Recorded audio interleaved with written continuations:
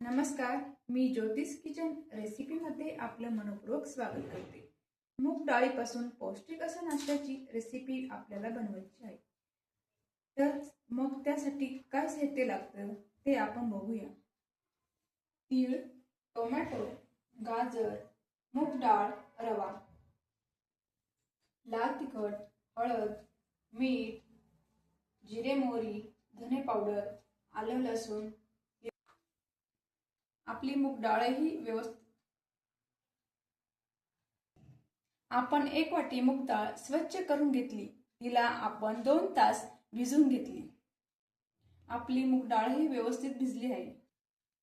मूग डाळीला मिक्सरच्या भांड्यात दळून घ्यायचं आहे आपल्याला। 2 हिरव्या मिरच्या, 2-3 लसणाच्या पाकळ्या, आलं। आपण दळून घेतलेले मिश्रण एका बाउल मध्ये काढून घ्यायचं। 4 चमचे रवा घ्यायचा आहे। कांदा, गाजर,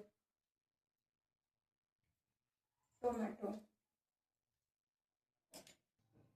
कोथिंबीर, 1 चमचा लाल तिखट, अर्धा चमचा हळद, अर्धा चमचा धने पावडर, चवीनुसार मीठ आणि हिंग। त्यात थोडं पाणी घालून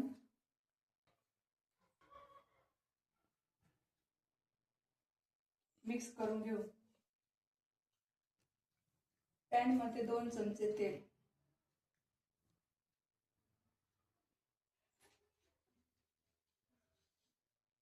पॅन गरम झाल्यावरती त्यात 1 चमचा तीळ, जिरे मोहरी,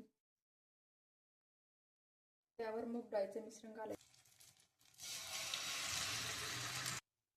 5 मिनिटं त्यावरती झाकण ठेवायचं आहे। मिश्रणाला दोन्ही बाजूनी भाजून घ्यायचे व्यवस्थित।